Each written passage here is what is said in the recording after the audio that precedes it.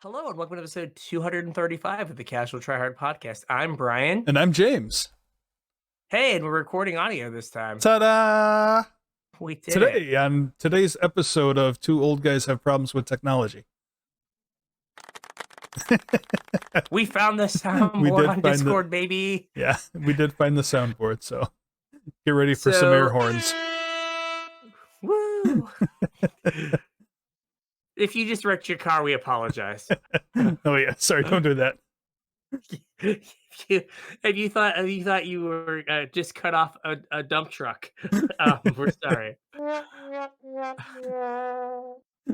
Okay. Yeah, that's enough for now. For now. Good news. We only have the 6 bass sounds for the soundboard.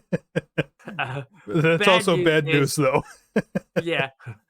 Bad news is it's only a 56-second YouTube video away to put more sounds in the soundboard. Oh, yeah. So this week, we had someone ask us about talking about color pairs. Mm-hmm.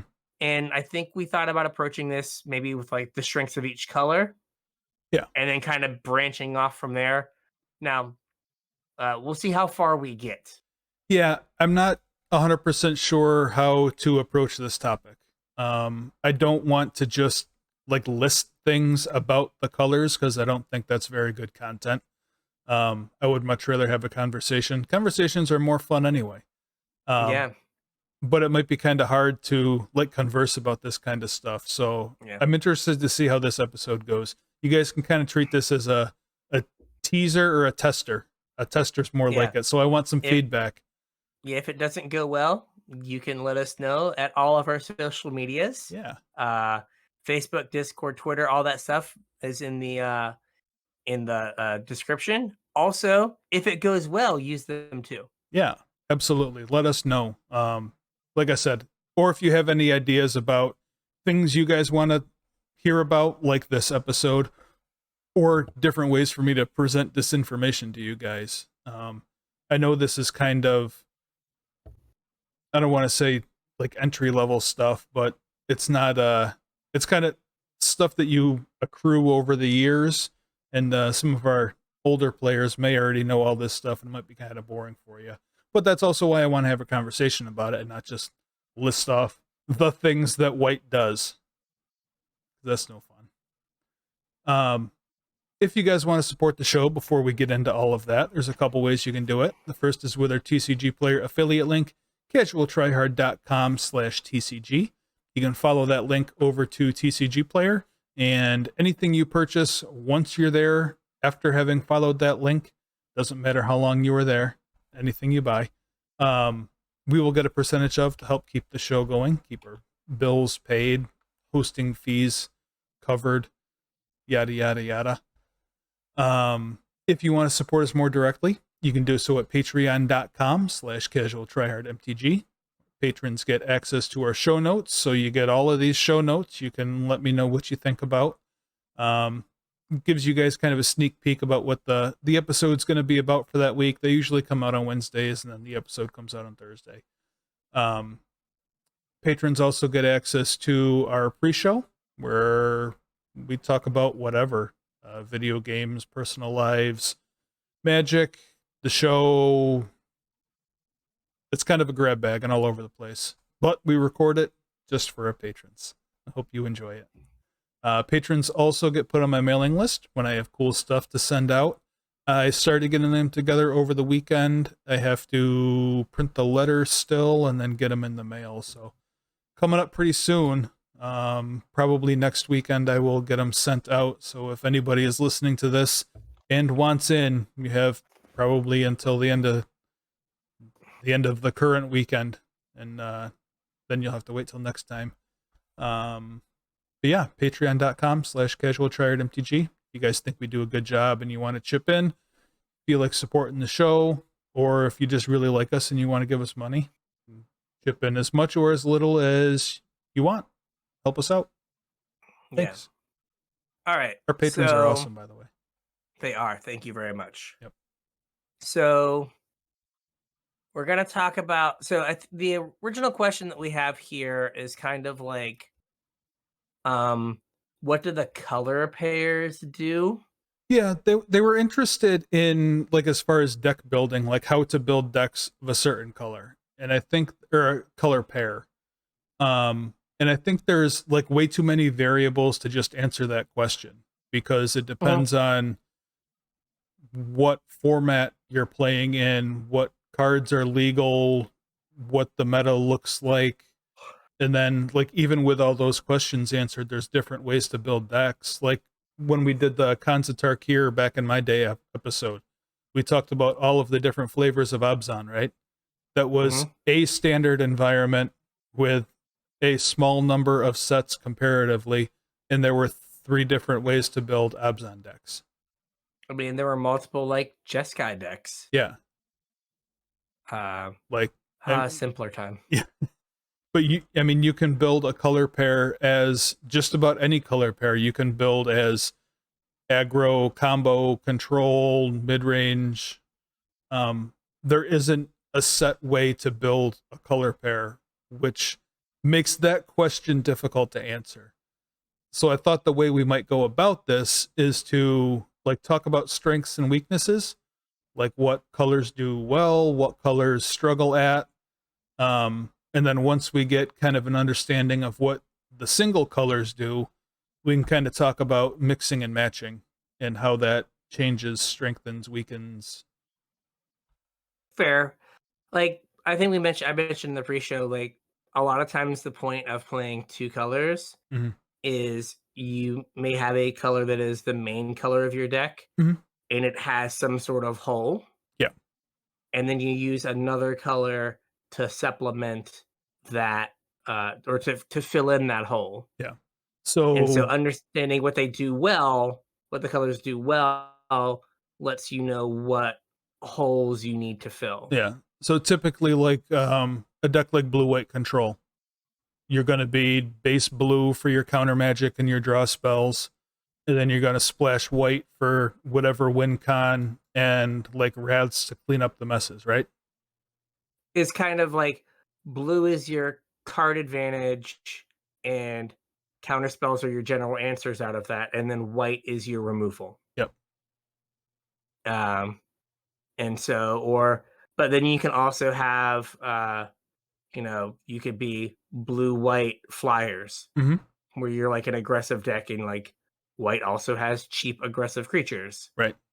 Like you said, you can build, like, think about like just in Pioneer, Yeah. there's blue white control is like the third or fourth most popular deck in the format. Yep. And then like the eighth or ninth most popular deck is blue white spirits. Yep. Very Could different not decks. be could not be two more different decks in like their game plan, Hmm. but they're the same color. Right. But and like even the colors within those decks aren't doing exactly the same thing. Right.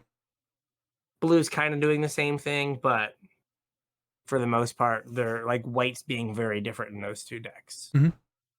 So yeah, I think like kind of going over what you can expect to see out of each color, and you know some of the, especially when we get to like if we start talking about color pairs at some point in this whole series, uh be prepared for some like legacy examples as like Oh yeah.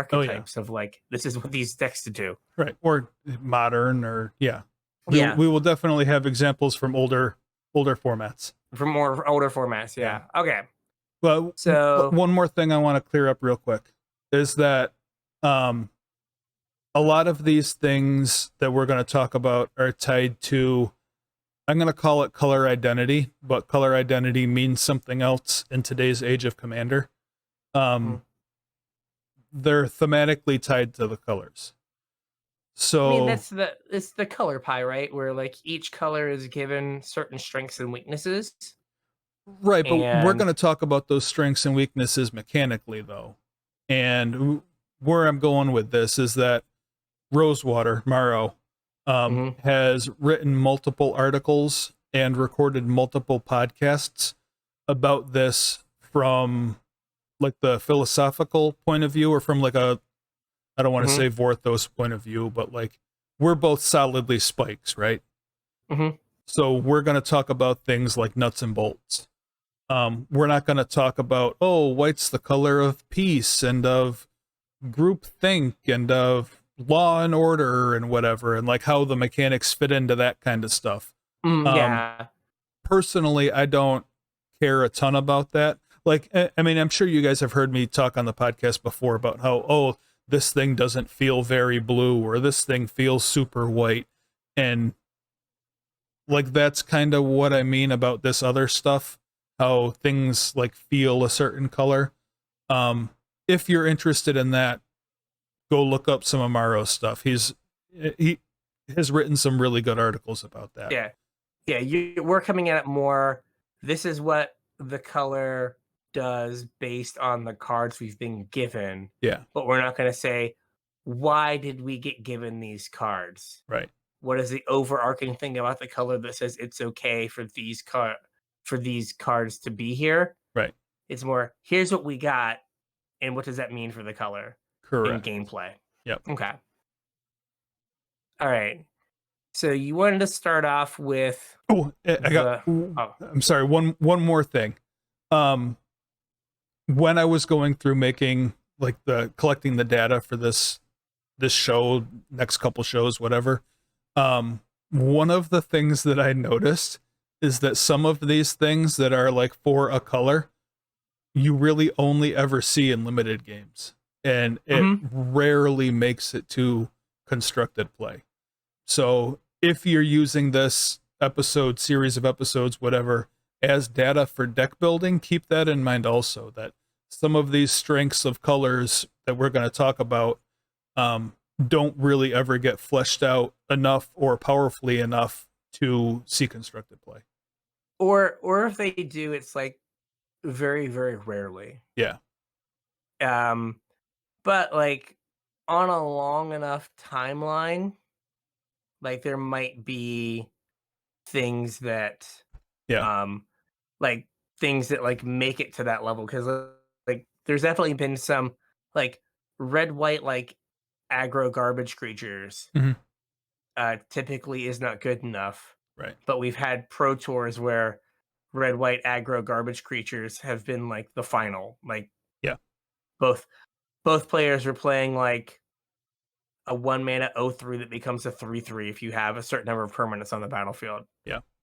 Right. And it's like, oh, that's awful. But, and like, the best draft has heroic reinforcements, like a like draft uncommon that like somehow made the Pro Tour finals. So every so often those things bubble to the top, but typically you're right. There's a lot of like draft archetypes that don't get to make it to prime time. So, but like the strengths and weaknesses, those always carry over. Yep. All right, so we're gonna start with white. And you have here the creature type. So I think every color is associated with a handful, or at least two or three like types of creatures. Yeah, like realistically, there's more than that. Like types of creatures that are typically a certain color, but I think most of the time, there is one solid like small creature type and then one solid big creature type for each color, if that makes sense to you. Yeah, and I can see that. The only reason that I wanted to bring this up is because occasionally we get, tribal decks that care about things of the same tribe. Yeah, have you seen the new memo? We're not supposed to use tribe anymore. Yeah, I don't care about that memo. Fair enough. Yeah, we're old here. Yeah. Okay, so we've got humans as like the small, typically like 1, 2, 3, maybe 4 mana. Creature in white, and then for the longest time, angels started at like 4. Right. And then over the last few years, they've kind of crept their way down. Well, we had a couple sets in pretty rapid succession that had angels like as a theme of the set. So it kind of made sense to make some cheaper ones for those sets. I don't know if that's Yeah. a trend they're going to continue going forward or not. Yeah, Keldheim and then New Streets. Capenna. Yep. Yeah. But you've got oh gosh, the 1/3 that gets bigger that was like a Intro a dual deck or deck? something. Yeah. Yeah. Youthful Valkyrie Yep. and then Giada. Yep. I've been playing Green White Angels unranked just to like turn my brain off and Yeah. I mean, there was also make big Resplendent boards. Angel too, was a 3-mana angel from like core Yeah. 19 or something. Right, yeah, Resplendent Angel and the Valkyrie. Yeah. Yeah. But like there's like, and I guess like Core 19 also had an angel theme, which Yeah. is where Resplendent Angel and like Bishop of Wings is from. But yeah, but usually humans are like the small, or kind of the small aggressive creature type. Yeah. And then angels are kind of the bigger Yeah, and creature like type. for the most part, these are separated by rarity too, other than Mhm. like when we have a weird angels sub-theme set. But typically, like the humans are going to be your commons and uncommons, and then the angels are going to be your rares and mythics. Yeah. So what does white do well? What are white strengths? When you think of white cards, what do you think white is doing? One of, I mean, it doesn't really hold up super true anymore. But one of the things that used to kind of define the colors was like all of the cycles from Alpha. Mhm. So you had the, what were they, the boons or whatever, which Mhm. is like Healing Salve, Dark Ritual, Lightning Bolt, Ancestral Recall for some reason, Giant growth. Giant Growth. So the boon cycle, if you don't know, it was all one colored mana Mhm. for 3 of something. Right. So healing salve was one colored, one white for gain 3 life or prevent 3 damage, Yep. which Real seems banger. seems less powerful than 1 mana draw 3 cards. But, Yeah. Also less powerful than 1 mana get 3 mana. or 1 mana deal 3 damage. Yeah. Clearly the worst, but they were trying. Yep. But like we can look at those cycles to kind of get a sense for things that white does. So one of the things that white does is damage prevention and life gain. So we have things like Healing Salve from that boon cycle. White tends to have a lot of lifelink creatures. So when you deal damage, you gain life. It also deals a lot with protection. Protection. It used to be protection from colors, but they don't really do that too much anymore. Like there was a whole white cycle in like the early Magic Alpha Beta Unlimited Revised that was wards, where it was and if you've listened to the Receivables, Patrick will go on and on and on about the white ward, right? Yeah, that the white ward actually doesn't work. Yeah. Because protection, oh gosh, there's an acronym. I forget what the acronym is, but one of them is like can't be enchanted. Right. And well, white ward says has protection from white, which would make white ward fall off. Right. I think they in later sets they like redid it to like this does not cause white ward to fall off. Yeah. Do you remember it was like from M15? Was it Prismatic Ward? Prismatic it was like Ward, yeah. 5 mana protection from all colors. This protection does not cause Prismatic Ward to fall off. Yeah. It's like excellent, very smooth fix for that. Yeah. Nowadays we don't really get protection from colors too much, but we had wasn't there a card in Midnight Hunt that was like protection from werewolves or protection from humans? Yeah, we also have Skrelv.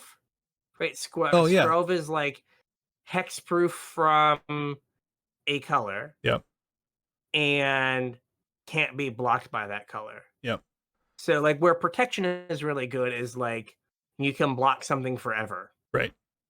Right. Or it can't be blocked. So like Skrelv is like, well, you can't target it and you can't block it, but it doesn't work as well defensively in combat. Yeah, it's not just as a brick protection wall. did. So yeah, so like white often has also incidental life gain. Mhm. Like, it is typically the color that, like, something happens, you gain a life. This When a enters the creature enters the battlefield, you gain battlefield, life. you gain a life. Yep. Yeah, so it is the, like, life gain Mhm. color Yep. more so Um, than anything else. you mentioned Skrelv, but also things like Mother of Runes, Giver of Runes, Mhm. are very much White's wheelhouse, where you're protecting your creatures. In that Yeah, case, with protection, but yeah, many, many, many, many, many years ago, uh, when Wizards designed more on the battlefield tricks, Mhm. they would have, like, was it Semite Healer and the like? It was like tap, prevent 1 damage. Yeah.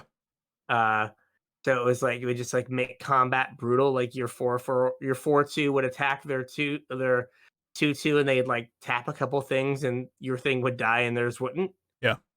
And you're like, but what happened? And it's like, well, you see, this guy prevented the damage, and this guy prevented the damage, and this guy prevented the damage, Yeah. and they were all on board, but just terrible to track, and so sorry. Yep. Or again, really, really old, the circles of protection. Yes. I forgot all about Right. the COPs. Yeah. So again, for the Zoomers Mhm. in the chat, so circles of protection were an enchantment that were like pay a colorless, prevent 1 damage from a source of your choice, or was it prevent all Prevent damage from a No, source? it's prevent the next one The next, damage, okay. I think. Or the next you had to do it like proactively. See here, circle of protection. Google hit me. There you go. Here's the original circle of protection black. Prevent all damage against you from 1 black source. If a Okay. source does damage to you more than once a turn, you may pay 1 mana each time you want to prevent this damage. Is the like original Yeah. wording. So it's of a source. So like So it's an you an could just instance like, of damage. yeah, fog a 2/2. Yeah.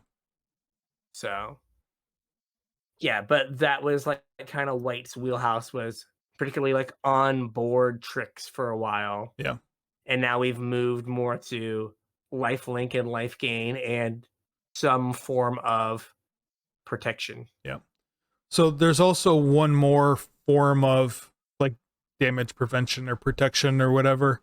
Um and like I kind of had to make a place for this to fit, so it may not Mhm, 100% be in this category, but it is a thing that White likes to do, and that's blink stuff, like exile mhm, it, have it re-enter the battlefield. Um, and that can be, a way to protect your creature or whatever. yes. So Um, it's, I do have a question for you though. It's information that I neglected to look up that I just thought about. okay. But kind of ties into like the overarching theme here about, colors that complement each other and colors that fill holes for each other or whatever. The other color that does blinking is blue. Mhm. Um, one of them is typically exile and then immediately return. And then the other one is exile and return at the end of the turn. Do you remember which one's which? So like Ephemerate, Resto Angel are immediately. Okay. But then like I think Ghostly Flicker is also immediately, right? Yeah, maybe. It feels like it changes, like depending on what else is around it in the environment, because there's No, definitely maybe that's true. there's definitely white things that like Flicker Wisp has come back at the end of turn. Yeah. And but then you've got like Wisp Weaver Angel is like immediately. Yeah. Felidar Guardian was S immediately. and with a lot of Guardian was it. So we mentioned about like the blue ones. I don't know, because like I feel like Teferi's Time Twist is right away. Okay. I feel like Ghostly Flicker is right away. Well, maybe you're right then. Maybe it just is like what's surrounding it mechanically that determines whether it's right away or at the end of the turn. Yeah, because like the more busted version is immediately. Yeah. Right. That's when you can get like infinite loops going. Mhm. Because but then there's like, oh gosh, is Charming Prince at the end of turn? Yes, it is. So like, yeah, I think it just kind of goes back and forth. Like, oh, hey, this might be busted if it just comes right back. Yeah. Or there's like a card in the card file that like, oh, if we put these together, like that'll be bad. Or there's a card in standard. Yeah. Then they change it up, make it so it doesn't work the way you want it to. Yeah, exactly. I mean, there's also like they got burnt by Thragtusk. Yeah. And Restos, so I can see them being more careful. Yeah. So then we have total protection. Yeah, like what we were just talking about is like protecting a specific thing, like giving a creature protection from a color, giving you protection from a source. The next thing that white does is kind of protect everything. And it can do it in a couple different ways. White has access to fog effects. Not as many as green, but there are quite a few white, like prevent all combat damage. The one that like popped into my head was Holy Day, which is just like color shifted fog. Mm-hmm. And then also things like Teferi's protection, where you just like phases you and away. yeah, all of your stuff out is like another very white thing, a very protect you and all of your things. And I know like the ring or the one ring is kind of like this, but also colorless. And that's like a whole nother conversation. But wasn't there another like Teferi's protection type thing that we just got recently? Or did I make that up? It's so hard to keep all these supplemental products straight. I have all of the prevent all damage cards up. Yeah. In white. Like is there one where like you phase out as well? It was worded differently, but it was like the same effect basically. I don't see it, but I also don't know what I'm looking for. Yeah. That's all right. So I'm not sure. Like white also gets access to like you can't lose the game as a way of protection. Mm-hmm. Like getting into the trials or that equipment horse thing from oh gosh, yeah. Yes, I like lost some limited games too. Yes. Like as long as it's equipped, it like it turns your thing into a platinum angel. Yeah. And then like the other way white can protect your stuff is through anthems. And this kind of rolls into the next one. So I'm going to mention the next one and then quick go back to anthems and then we'll talk about it. But white is really good at like white weenie strategies, lots of really small creatures. We talked about them having lots and lots of humans running around all the time. And when you can buff the team all at once, not only does it make the team stronger, but you can use it defensively as well. If all of your 2/2s become 3/3s, then they now all have protection from 2/2s. Yeah, they're able to more effectively block and keep you alive. Yeah. So and then white also gets like the inspired charge, like one-shot anthems. Mm-hmm. Yeah, inspire charge is the main one. Yeah. When you're sorting all of your bulk, you realize how many times they print inspired charge. It's a lot. It is regardless of the plane, regardless of the people. Always charges that want to be inspired. Oh yeah, they always want to like toot a horn and like get hype. That's right. Just for like one big push. Yep. Yeah. Oh, we tooted that horn, baby. We tooted the horn. Someone's like, swerving across the road. I mean, we could toot the other horn if you want. Oh. For when they crash? No. Sorry about being in the ditch. Yeah, sorry about that. Sorry about that. Yeah, so like white gets to like on one hand, like it is different than a lot of colors, and this is one of the problems with white, where it is one of the more bifurcated colors. Yeah. In that it's got all of this stuff that's about keeping you alive. Mm-hmm. And then typically the most spiky competitive thing for you to do is be low to the ground, beat down with like anthems and little creatures. Yeah. So And like that's kind of what I was alluding to in our little this blurb is especially this. Like a lot of this stuff doesn't show up in constructed. Like you mentioned Samite Healer. Like Samite Healer even back in the day was not a constructed playable Magic card. yeah. It was only for limited games. But there's like with a lot of other colors, like there is kind of a more cohesive, like put together like color identity. Yeah. But this is like different in that it's like, hey, don't attack, just gain life, and maybe good things will happen if you just hang around long enough. Yeah. Or have some payoffs for gaining life. But hey, some of your best creatures just like are 3 mana beatdown, 2 mana beatdown things. So like a third or half of your rares just don't fit together ever. Well, I mean, I guess that kind of makes sense though, because look at, I mean, we mentioned White Weenie as like the kind of de facto white deck, right? But what's the other de facto white deck?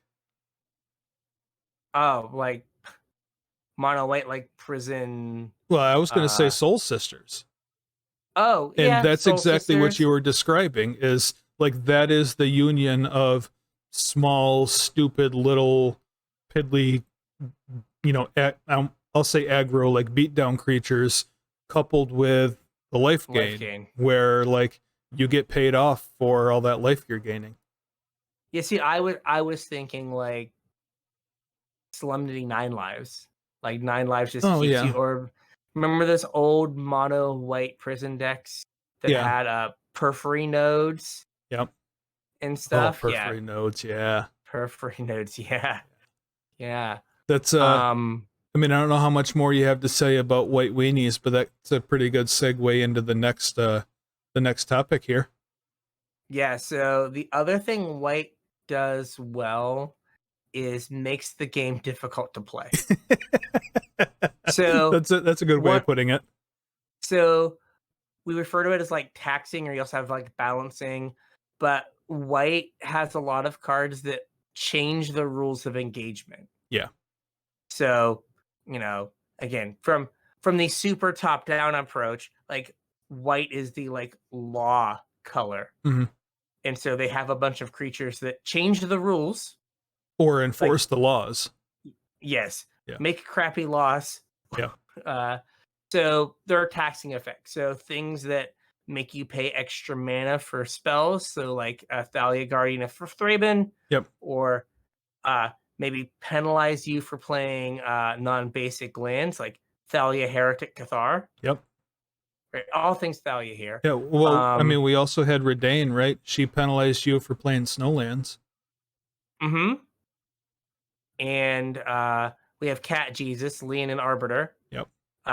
Penalizes you for searching your deck. You have to pay 2 mana to search. Yep. Then you have Avid Mind Sensor that's like you only get to search the top 5 cards of your deck. I hope your thing's in there. Yep. Gosh, what was the other one? Ghostly Prisons. You have to pay extra to attack. And then Esper Sentinel. Yep. You have to pay extra to cast your spells, or I get to draw a card. Yep. And then Smothering Tithe. I get mana unless you pay. Right. So they restricting your opponent's mana. Yeah. Making it more difficult to play the game. And we didn't even mention like the Deafening Silence type cards that restrict the number of spells you can play. I forgot all about those. Deafening Silence. Oh, what was the oh gosh, I mean, the artifact creature?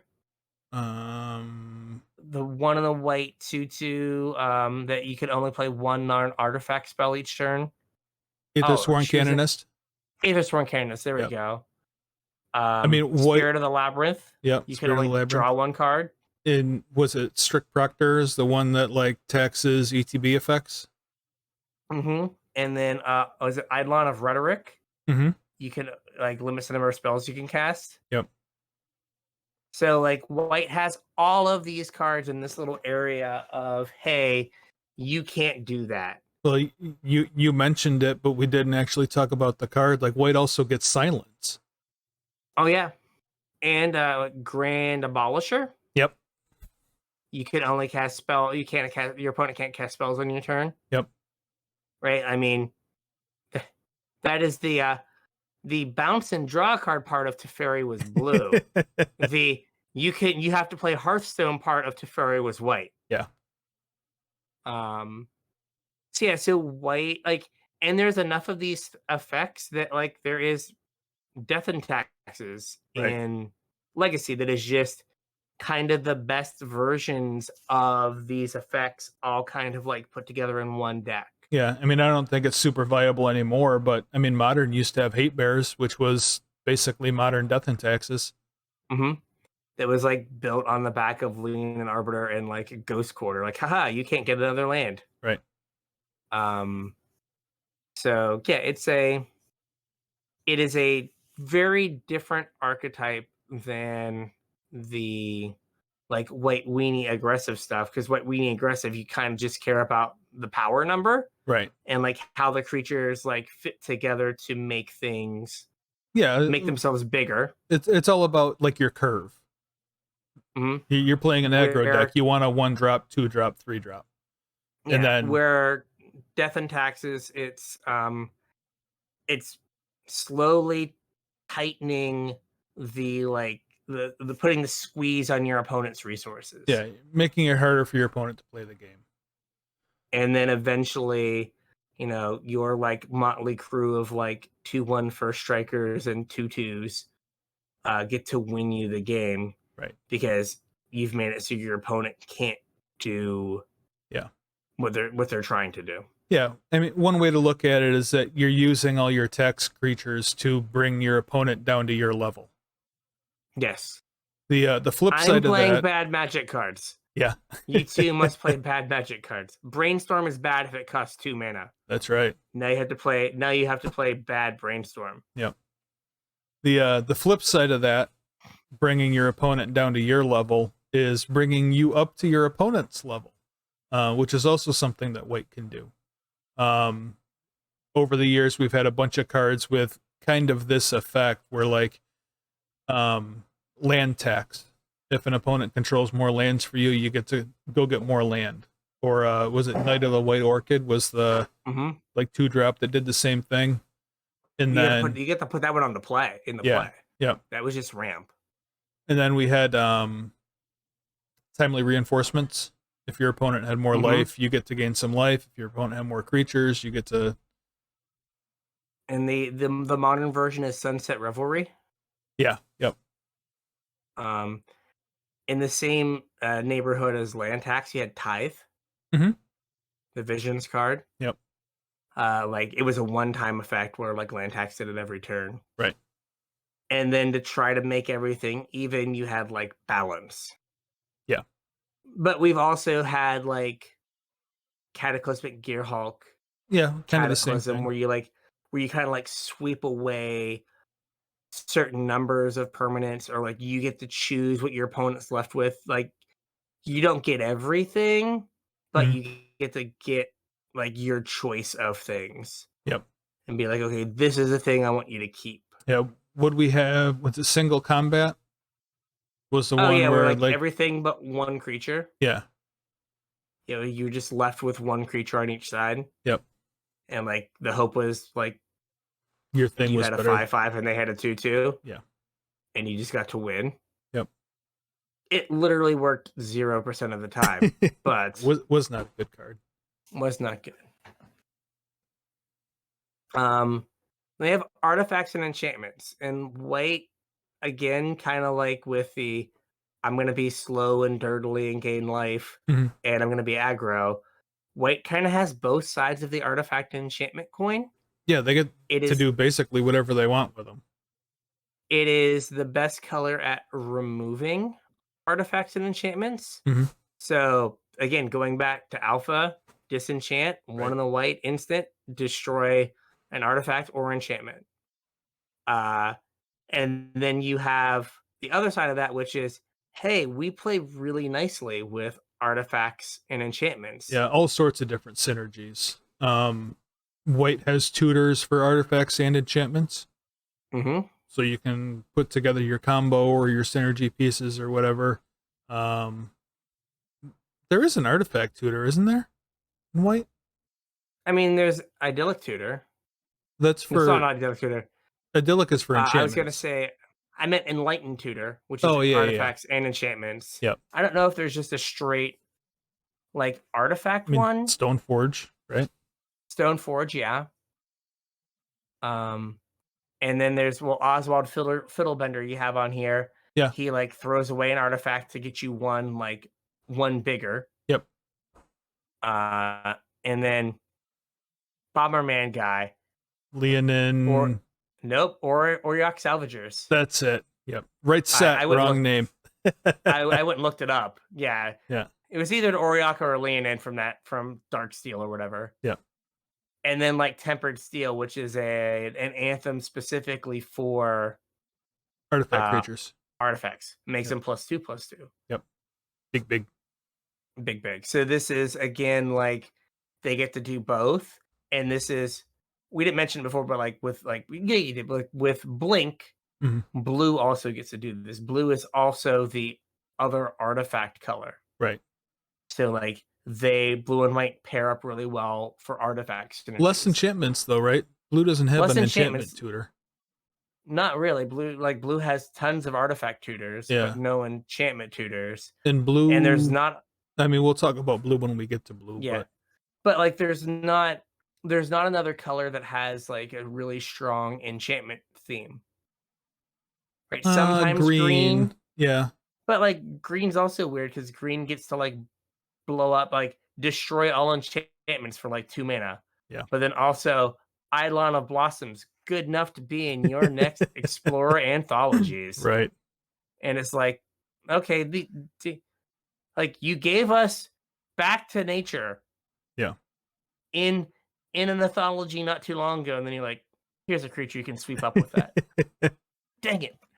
I mean, that's kind of an interesting point, though, that I guess we should highlight here. I know I've talked about it on the show before, but this is one of the things that we look at when we do like a set review, when new cards get spoiled or new cards get added to a format, is one of the things that we look for is cards of a color that don't normally get to do a thing. And this is exactly the kind of stuff we're talking about. Like if white normally actually the only thing I could think of that white can't do is draw cards. If white gets a card that lets you draw cards, you need to pay attention to that because that's not something white's allowed to do. I mean, that's why Esper Sentinel is like $25. Right. And that's why like Rafine's Informant sees tons of play because it is the only white looter. Right. Yeah, so like things that kind of maybe don't like full on break the color pie, but might like kind of break the normal like identity for that color. Yeah. Or it might just be like right on that line, right on the fringe. Yeah. Where it's like, oh hey, we've not had a card that has ever done this before. Yeah, I mean if white next set gets a light ritual, then look out. 1 mana, add white. Yeah. Gain 2 life. Sure.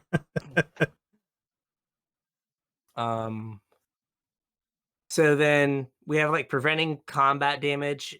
Just like, combat in general. Like preventing combat fair, yeah. Yeah, white is pretty good about like not letting combat happen. Cards like pacifism, like there's always a random pacifism like card in a set that like enchants a creature and can't attack, block, or use abilities, whatever. Really good at preventing combat because you tag their big thing and then they don't have good attacks anymore. Same kind of deal, but white gets O-ring effects where you exile. It's an enchantment that you exile a thing until the enchantment leaves the battlefield. Kind of the same vein as pacifism, but does it in a different way. Good at preventing combat. And then we could have talked about this earlier also, where we talked about total protection. Yeah, total protection. But white gets, it's like the best color for wraths. You know, Wrath of God destroys all creatures that can't be regenerated. white always seems to have the most efficient or best wraths. So one thing that like pacifisms and like Oblivion Ring and oh gosh, Banishing Light type things have in common is white has a lot of more fragile removal, Yeah, where like black and red it just goes away. right. But white has the this is gone until something bad happens to my thing. So they have it on creatures, they have it on enchantments, Yeah, where they're able to kind of take something away temporarily. temporarily. Yeah, But like there's always this tension of like, oh man, what if my do I want to attack with my brutal Cathar? Because if it dies, the thing comes back. right. Uh or I hope they don't draw their back to nature disenchant type effect before the end of this game, because then my pacifism goes Right. away and then the 5/5's back. Yeah. So they always have this like temporary fragile removal Yeah. a lot of times. And especially with things like Bring to Light and Oblivion Ring, it's kind of notable that they exile, because that also kind of plays into what white does with blinking, exile and bring it back. And also the like actual removal that white gets tends to exile as well. Yes. So like Swords to Plowshares and Path to Exile. Path to Exile. Yeah. So what I was gonna say is like it also again puts more tension on that removal. Yeah. Where like if you Banishing Light a Siege Rhino, right? If that Banishing Light goes away, oh yeah, you get the drain again. You get Lightning Helix again. Yeah. Or like Leyline Binding, right? Like we've all like Leyline Binding something, and then our opponent has Leyline Binding our Leyline Binding. Yeah. And they've gotten their Omnath trigger again. Yeah, reminds me of the PK video, Brutal Cathar. You remember that one? No, I don't remember this one. I'll have to put a link in Discord. It's just like Brutal Cathar chains. You Brutal Cathar by Brutal Cathar. Where like he like does it and there's like 4 Brutal Cathars that go off. Yeah. Yeah, but like just as like they get like kill everything or kill something and hope nothing bad happens to the like tenuous hold you have on it. Right. All right. Like using combat to its advantage. So this is typically the realm of limited. Yeah. But like you have tappers. So creatures that hopefully for 1 mana, when they cost more than 1 mana, they're bad. Right. But hopefully for 1 mana, tap a creature so you just don't let it attack. Yeah, I mean, white also gets the generic 2/3 for 3 that taps something when it attacks. Like the aggressive version of it. Yeah. Or the more aggressive version. Yeah. Where like you have to rumble, but you're gonna tap something when you do. Yep. And then there's all of the deal X damage to target attacking creature or target tapped creature, or like destroy target tapped creature or attacking creature. Yep. Where like it is, they kind of can, they may take a hit and then kill the thing. Yeah. Or like you have to like open yourself up to some sort of like trick to be like, oh, it's attacking. I have to use my, what is it, Gideon's Reproach? Yep. But they could have a trick to like blow me out. Again, more of like a limited thing, but you have Seal Away saw a ton of play. It did. That was like exile target tapped creature. Yep. Until Seal Away left. So it kind of combined the last two. Yeah. There is one more card that I kind of want to throw in here and go off on a small little tangent on. And that's Iganjo. The white land from Kamigawa. We call it the white land. Technically, it's colorless. You could play it in any colored deck, but it makes white mana and has a white activation cost. But it does this as well. Was it 4 damage to an attacking or blocking creature? Yeah. The quick tangent I want to go on is not so much for the like dual lands, lands that are meant to fix your mana, more so for utility lands, lands that produce mana of a single color, but like also have some sort of effect. They tend to follow the same rules as that color has, even though they could technically be in any deck. Like you could play a Bajuka Bog in a deck of any color if you really wanted access to that ETB Exile a Graveyard. Even though it's a black producing land. Yeah, what would otherwise be a black card, you can play it in any deck. So I think that like remember the like Legacy Naya like Knight of the Reliquary Renin 6 decks from like I guess 3 or 4 years ago now. Like they were in a black deck, but they had a Bajuka Bug in them. Right. Because you could just crop rotation for it, or you could. Yep. I mean, I played. I mean, that's basically what Legacy Lands does. Yeah, I mean, I had a Sajiri Step in my green black deck and my Caracas. They both produce white mana, but they have an effect when they come into play. Yep. That is very good. Yes.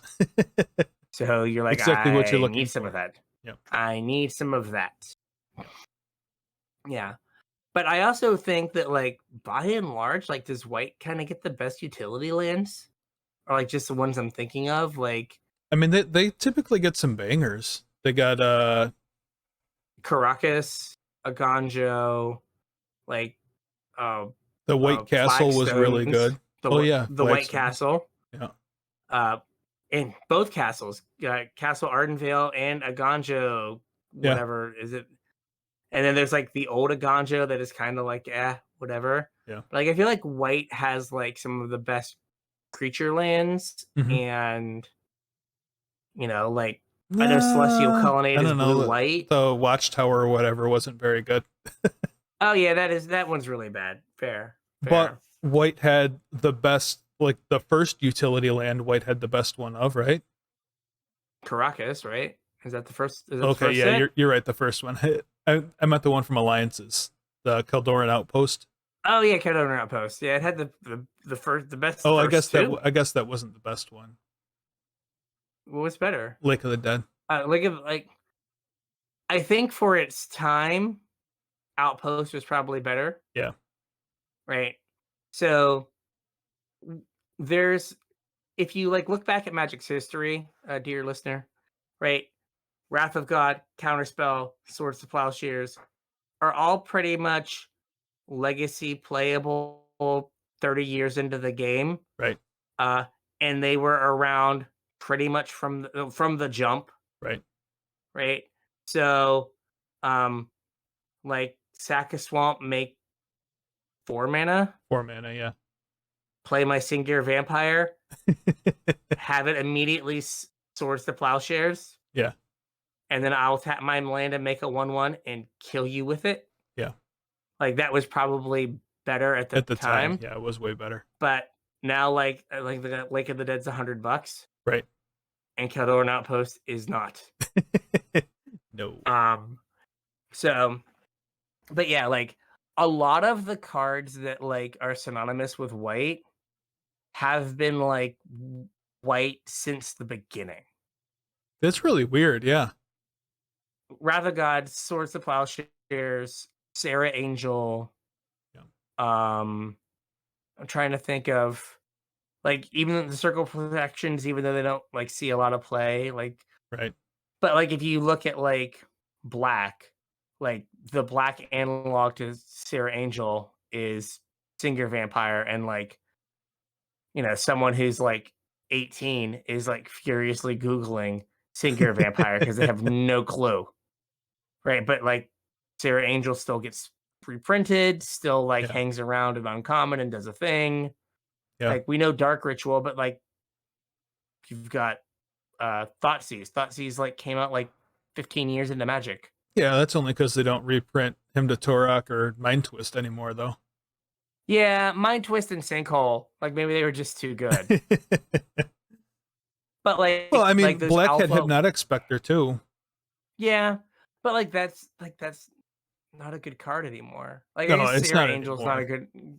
Sarah Angel's not a good card anymore. Yeah. But like there is still like those alpha cards that get played in white that are like you know, we're not playing Wrath of God, we're playing Supreme Verdict. It's just like lightly upgraded Yeah. Wrath of God, but it does like the exact same thing. Yeah. But yeah, like white, I feel like a lot of it's like classic cards have kind of like held out. Mhm. Um and then we get to exile things. Yeah, I mean, we mentioned this a Yeah. little bit ago when we Yeah. talked about But O-rings and I think such. I think a like hallmark of white removal is it's typically pretty efficient, but has a downside. Yeah.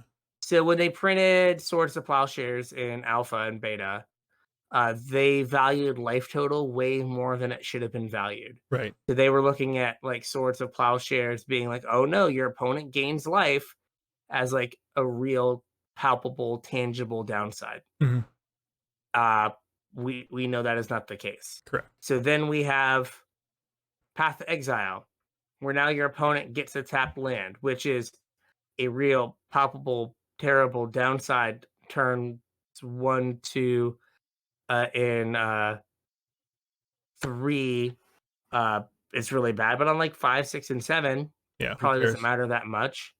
And then you've got oh gosh, Deck and Stone. Declaration Stone Yep. and Fateful Absence Yep. that like let your opponent redraw the card. Mhm. So that At a is cost, an but yeah. important at a cost, but yeah, they get to like redraw that card. White also got in was it Modern Horizons 1 or no, Modern Horizons 2, they got Generous Gift. You kill a Hmm. creature, but you give them a 3/3 Yeah, Beast the Within. white Beast Within. Yeah. But yeah, so they have like removal that's like, "Hey, I'm kind of sorry I'm doing this to you. Yeah. Here's here's a parting gift for your boy that's getting sent to the Shadow Realm. Yeah. Uh, I'm full of candy." Poof, and you go away. Um, so like that's something that like white has a tendency to do. Yeah. And then we mentioned this a few times. The thing that white does poorly is card advantage. Yeah. And so if anyone's been paying attention to the last few years of Commander Discord, Mhm. and how could you not, because that's all you hear about, is Wizards has been trying to address this Right. through like um Esper Sentinel, other like taxing things that draw cards. Yep. Oh god, was it Mangara? Not Mangara. Was it Mangara? The like 3 Um and a white guy that like drew you cards, or they'll Mangara like tie. taxed attacking, right? If you attacked Yeah, with 2 maybe creatures, yeah, maybe you drew a you card. like drew a card or Yeah. something, or they'll have like if you gain life, you can pay some mana and draw a card. Yeah. Or if So like, you have a small like Mentor of the Meek, you have a small creature mhm, enter the battlefield, you can pay some mana, draw a card. Or Welcoming Vampire. mhm, Creature Welcoming ETBs, you get to Vampire. draw a card. Yeah, like limited to once per turn, but still Yeah. good. Uh, but yeah, so all of those things kind of together, like I've been trying to address that, but it doesn't kind of hold up to the other colors. Well, I mean, like everything has to have a weakness though, right? You Oh, can't absolutely. you can't just have every color do everything, otherwise you end up with green. Yeah. So, like if white, if they fix white's card advantage problem, like then what does white do poorly? Uh, what was that again? I'm sorry. Students messaging me about rec letters that I haven't written yet. Uh-oh. Yeah. But no, it's like every color has to have a weakness. If you Yeah, don't have a absolutely. if you don't have a weakness and you just get to do everything, then you're just green. Very true. Yeah. I'd say that white's other, perhaps less glaring weakness is like big creatures. Right? Like most of like the powerful white creatures are small. Right? It's not like I don't know. there's not a lot There's of some banger angels. there are, but like if like compared to like again, our boy Green, Yeah. right? There's not a lot of like 6 mana 6/6s. Right, right? but They're like typically smaller, specifically, or that's the thing that green is supposed to do. Like the one thing that green is supposed to do well, though, is the big creatures. yeah, I guess that has been like lost over the years. Yeah, But like I think white also perhaps has more like small front, big butt yeah, creatures, like more not as defensive good at creatures. attacking. Yeah, Yeah. which I guess is like when you think about it, maybe that is like a better weakness of white because white's not unless you're on the hyper aggro white weenie plan. Like white is not good at closing games. No, it's very they don't have those like a Sarah Angel-esque card Yeah, is kind of like as big as it gets because like what was Lyra's a 5/5? yeah, Lyra's a 5/5. It's like that is kind of like the that kind of Slayer Angel Lyra like Yeah, come in, gotta hang out for a turn, please don't kill me. yeah. Like that is kind of like the game closer for white. Hmm. Just like here's my Lyra. Is it good enough? Doomblade. All right. I have no way to ever win this game now. Yeah, You have Doomblade. I am dead. But yeah, like somewhere in there, it's definitely card advantage. And then kind of like secondarily, it's good at like going wide, making a whole bunch of little things, hmm, but it doesn't have as many like singular like threats. yeah. I Right. guess You've got like like white doesn't get to ramp either, mhm. and Or it doesn't get to ramp without like work. So like, hey, are you on the draw and yeah, your opponent hit their third land? I guess you get to play Knight of the White Orchid right, and like get a land. Uh or like, land tax was like card advantage for white. I get to put 3 planes in my hand. yeah. Yay. I guess eventually my deck will be good if I do this enough. Yeah. It's like, yeah, not really, You not just really got to the find vibes something we to were do with going. all those extra cards. I guess brainstorm, Yeah. Put them back put in the them deck. back, try again. Trade them for something Um, else. Loot them away. anything else, please be anything Yeah. else. Uh, but yeah, so when you so now that you kind of like understand what white does well and does poorly, then that's when you like start looking at like what do I need the colors that I pair with it to do? Right. And we'll go through this. We're an hour in, so I feel like an hour on a color is probably good enough. Yeah. I think we're gonna call it here. Maybe we'll try and get through 2 colors next week when we don't have a preamble there. But yeah, I think that's a good place to have a show. Yeah, I mean, or like we get through one color because we have like 12 things on the soundboard and we're just losing our mind the whole time. That's true. Car noises, boats, just all kinds of Oh, we stuff. definitely need a boat. Oh, we need Oh. yeah, we need like a better we don't need a foghorn, we need like an air horn. Yeah. Not an air horn, we need a foghorn. That's what I meant. Yeah. For like a boat. Yeah, absolutely. There we go. Yeah. We'll have to work on So that for next week. You guys get with ready. all get ready. Yeah. We're gonna figure I'm gonna watch this 1 minute YouTube video and then Gonna learn how to do watch it. out world. Yeah. So with all that, I think we got a show. We have a show. All right. So if you want to reach out to us and let us know how this went, or let us know maybe what you would like to see us change or do differently about this, let us know because we've got pages and pages of other colors. Oh yeah, and then we get to So do the pairs, and then we get to do the shards, and then we get to do the wedges. So yeah. If this is something you guys want to keep hearing about, let us know. If it's not, let us know that as well, because this we can also break this up and like not do this for the next like 3 months. I think it's more We than could 3 months. Because every so often. well, Oh if yeah, you 10 do color pairs. yeah, single colors, 10 pairs, 5 wedges, 5 shards, that's 25 episodes. Whew. So that's 6 months. We just go through our like color phase. Yeah. But we could come back every so often to it if this was something that was like helpful. Yeah. Especially whoever asked that question. Yeah. Like, was this like helpful as like kind of a jumping off point for this? Yeah. I know we can't do all the color pairs, but Right. so Yeah. So hit us up. Let us know. All links to social media, email, Facebook, Twitter, blah, blah, blah. They're all in the description. So use them and let us know what you think. Please. Don't want to keep doing this if you guys don't enjoy it. So, yes. All right. If you guys want to support the show real quick before we sign off, there's 2 ways you can do it. The first is with our TCG player affiliate link. It's CasualTryHard.com/TCG. There has been a little confusion, people asking about our affiliate link. Make sure you use the one that I just said and the one that's in this description. Don't use one from an old episode. It doesn't work anymore. We had to get a new domain and had to change our affiliate link because of that. So it's CasualTryHard.com/TCG. Head on over there. Anything you purchase after following that link, we will get a cut of to help keep the lights on around here in our respective studios.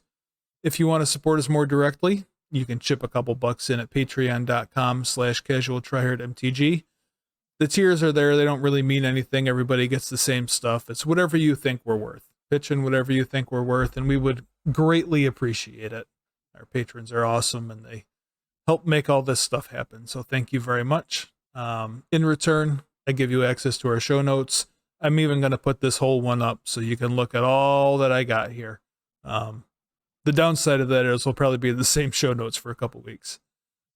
Patrons also get access to our pre-show, where it's kind of just raw, uncut, us making sure our equipment works, which we had some issues with this morning.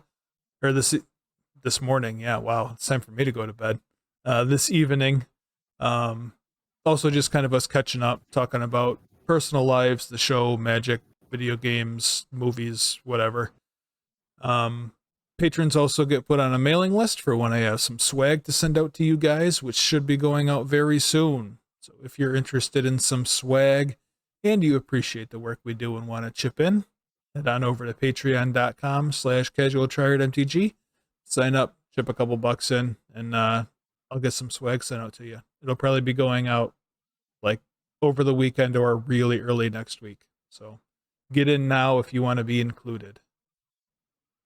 All right. So with that, we'll catch you on the internets. We'll catch you on the internets.